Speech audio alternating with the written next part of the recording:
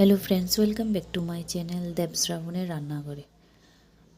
আজকে অতি সাধারণ একটি আমি টিফিন করে স্ন্যাক্স করে দেখাচ্ছি, তো আমার ভিডিওটা দেখতে থাকো।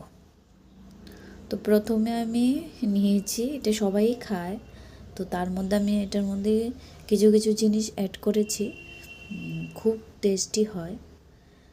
তো প্রথমে আমি নিয়েছি পাঁপড় ভেজে নিয়েছি। তো এখানে এক প্যাকেট চিড়া ভাজা ছিল, তো কাঁচা চিড়া ঘরে ছিল না, তাই ভাজিনি। তো এটা রেডিমেড কিনা। তো এখানে চানাচুর আছে। তো লাস্টে আমি কি অ্যাড করব এটা পরে বলবো। তো এখানে নিয়েছি ধনেপাতা কুচি করে, কড়াইশুঁটি সিদ্ধ করে, শসা কেটে নিয়েছি, কাঁচা লঙ্কা কেটে নিয়েছি, পেঁয়াজ কেটে নিয়েছি।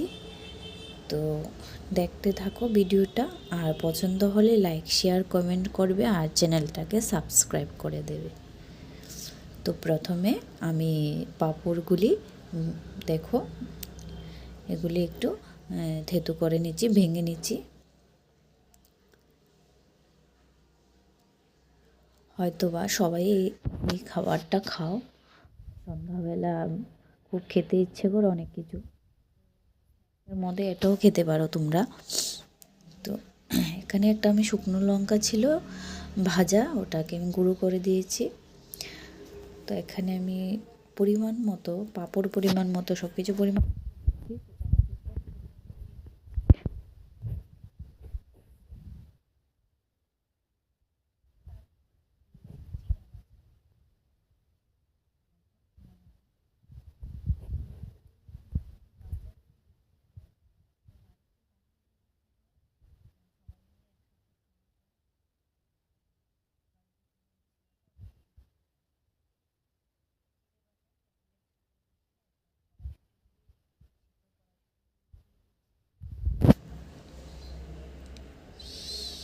দেখো না, কড়াইশুঁটিগুলি খালি চেয়ে আছে, খুব সুন্দর লাগছে দেখ।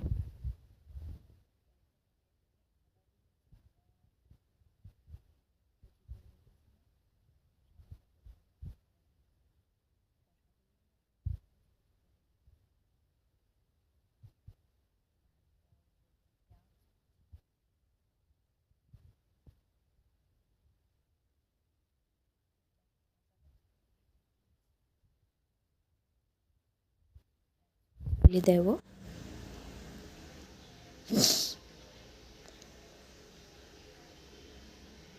ঠিক আছে। ধন্যবাদ।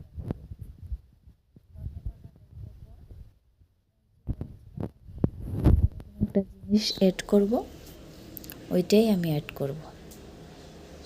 এটা ছিল আমার ম্যাগি মশলা, ঠিক আছে। তো ম্যাগি মশলাটা ইউজ করেছি, তোমরাও চাইলে করতে পারো, আবার না করলে হয়, করতে পারো, খুব ভালো লাগে খেতে, খুব টেস্টি হয়। আর সামান্য পরিমাণ একটু সরষের তেল দিয়েছি, দেখো সরিষা তেল একদম সামান্য পরিমাণ। এখন আমি এগুলিকে হাতে মেখে নেব, ভালো করে সুন্দর করে আমি হাতে মেখে নেব।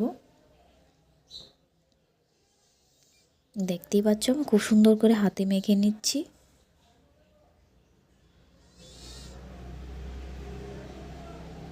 এসে পড়ো, কে কে খাবে। দেখো রেডি হয়ে গেছে, ওয়াও! এখন আমি সার্ভ করে দেব। ভিডিওটা দেখার জন্য অসংখ্য ধন্যবাদ।